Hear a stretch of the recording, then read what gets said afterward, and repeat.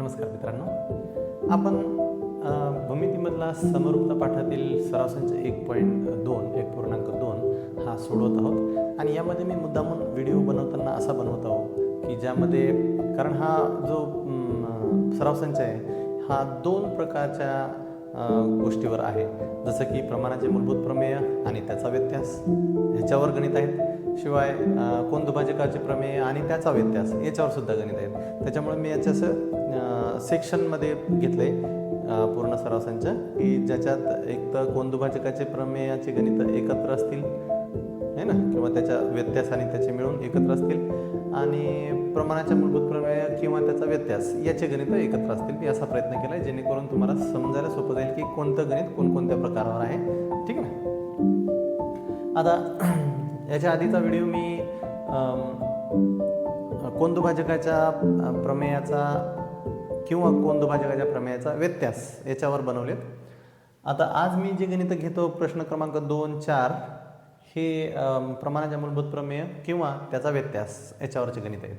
ठीक आहे ना. मी तसं तिथे लिहिलं आहे. पण प्रश्न दुसरा लिहिला आहे मी आणि प्रश्न चौथा. प्रश्न दुसऱ्यात काय आहे, जर त्रिकोण PQR मध्ये PM हे अंतर 15, PQ हे पूर्ण अंतर 25. आता इथे तुमच्या लक्षात यायला पाहिजे की PQ जर का पूर्ण 25 आहे, त्याच्यापैकी PM जर 15 आहे, तर याचा अर्थ मग MQ किती असेल, तर ते 10 असेल, है ना. कारण ही इथून इथपर्यंत जर 25 आणि याच्यातला एवढा भाग जर का 15 आहे, म्हणजे हे ऑटोमॅटिक 10 होते. तसंच इकडच्या बाजूनं PR पूर्ण 20 आहे आणि त्याच्यापैकी NR हे 8 आहे. हे जर 8 आहे हे पूर्ण 20 आहे, म्हणजे हे किती असणार आहे मग, NP किंवा PN हे 12 असेल. कारण 12 आणि 8 20 झाले, हे 15 आणि 10 25 झाले. बरोबर आहे का. तर तुम्हाला विचारलं काय की NM बाजू NM ही RQ किंवा QR ला समांतर आहे का. आता आठवा, आपण याच्या आधी एक व्हिडिओ घेतला, त्या व्हिडिओमध्ये आपण सांगितलंय प्रमाणाचा मूलभूत प्रमेयाचा व्यत्यास म्हणजे काय. ठीक आहे ना.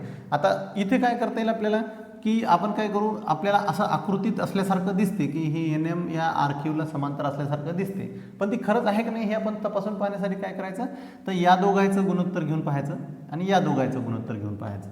ठीक आहे ना. या दोघांचं आणि या दोघांचं जर का ते समान येत असेल, तर याचा अर्थ प्रमाणाच्या मूलभूत प्रमेयाच्या व्यत्यासानुसार गुणोत्तर, त्रिकोणाच्या 2 बाजूचे गुणोत्तर समान जर येत असतील, एकच येत असतील, तर याचा अर्थ ही बाजू तिसऱ्या बाजूला समांतर होते, ही रेषा तिसऱ्या बाजूला समांतर होते.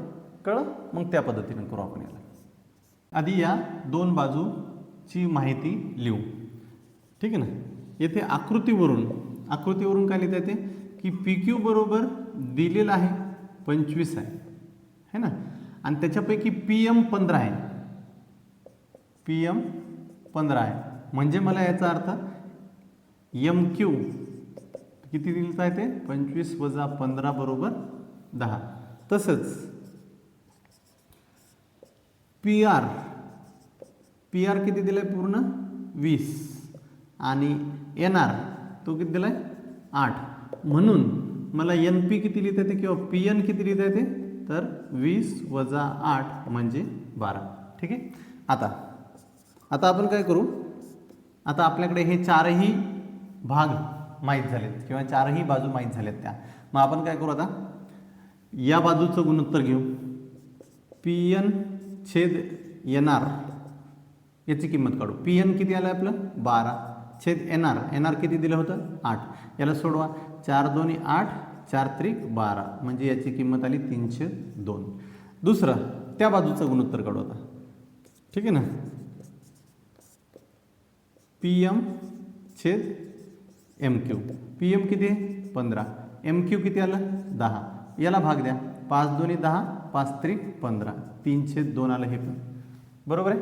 आता बघा, समीकरण नंबर 1 व 2 वरून काय लिहिता येते मला, 3/2 उजव्या बाजू सारख्या आल्या नाही याच्या, म्हणजे मला काय लिहिता येते PN छेद NR बरोबर PM छेद MQ. या 2 समीकरणाच्या उजव्या बाजू सारख्या येतात, म्हणजे याच्या डाव्या बाजू पण सारख्या असतील, समान असतील. ठीक आहे ना. मग आता ह्या 2 बाजू जर का समान आल्यात, म्हणजेच काय झालंय की हे गुणोत्तर आणि हे गुणोत्तर समान आलंय, म्हणजेच काय, या बाजूचं गुणोत्तर आणि या बाजूचं गुणोत्तर समान आलंय. मग आठवा आता प्रमाणाच्या मूलभूत प्रमेयाचा व्यत्यास. त्याचं काय म्हणणं होतं, आपण त्याच्यावर व्हिडिओ बनवलाय, तो व्हिडिओ पाहून घ्या आधी. आपण त्याच्यात काय सांगितलंय की जर त्रिकोणाच्या दोन बाजूचं गुणोत्तर हे समान येत असेल तर याचा अर्थ ही रेषा तिसऱ्या बाजूला समांतर असते, है ना. म्हणून मला लिहिता येते की NM ही RQ ला समांतर आहे. हे कशावरून लिहिलं मी?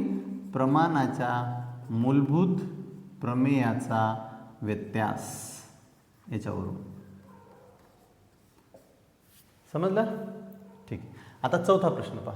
चौथ्या प्रश्नात काय दिले की आकृतीमध्ये काही कोनाची मापं दिली, जसं इथे एक कोन 60 अंशाचा P आणि इथे एक कोन 60 अंशाचा B दिसते.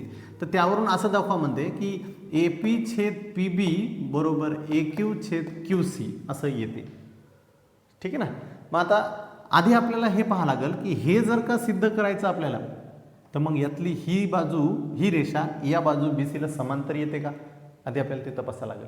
जर का ही रेषा या बाजूला समांतर दाखवता आली आपल्याला तर ॲटोमॅटिक आपल्याला हे दाखवता येते, बरोबर. प्रमाणाच्या मूलभूत प्रमेयानुसार जर एखादी रेषा त्रिकोणाच्या एखाद्या बाजूला समांतर असेल आणि ती अशा दोन समान एकाच प्रमाणात गुण आहे ना इतर दोन बाजूंना विभागत असेल तर याचा अर्थ म्हणजे आता प्रमाणाचं मूलभूत प्रमेयाचं म्हणणं काय होतं की जर बाजू एखादी रेषा एखाद्या त्रिकोणाच्या एखाद्या बाजूला समांतर असेल आणि ती दोन भिन्न बिंदूत पण छेदत असेल दुसऱ्या दोन बाजूंना तर ती तिसऱ्या बाजूला समांतर असते, बरोबर आहे.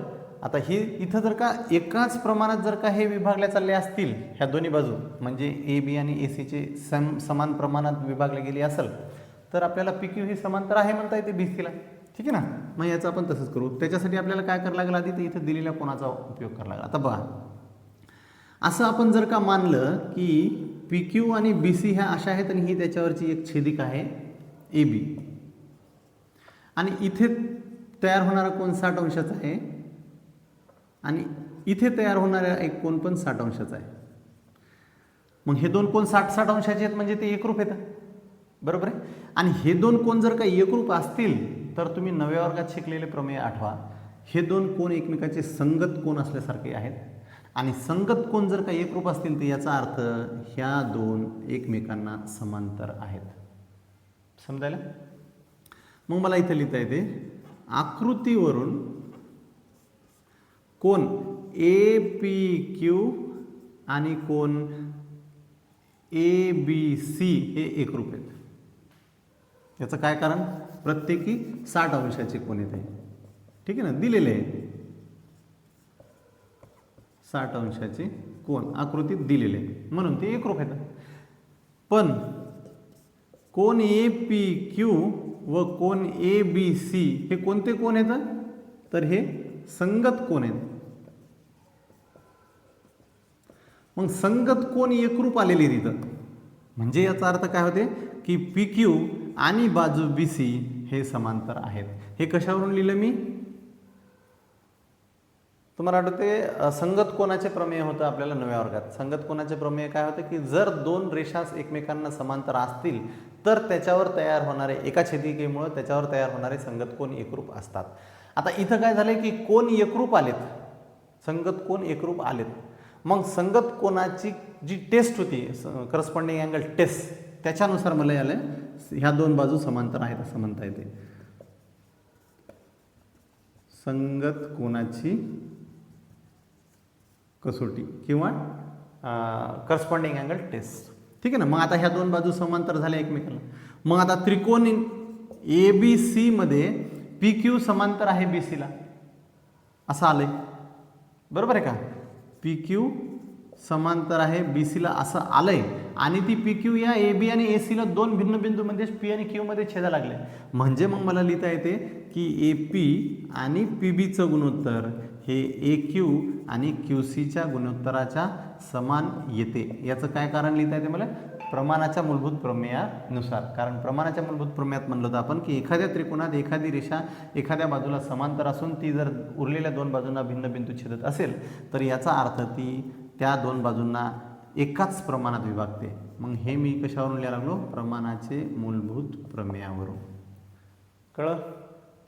ठीक आहे.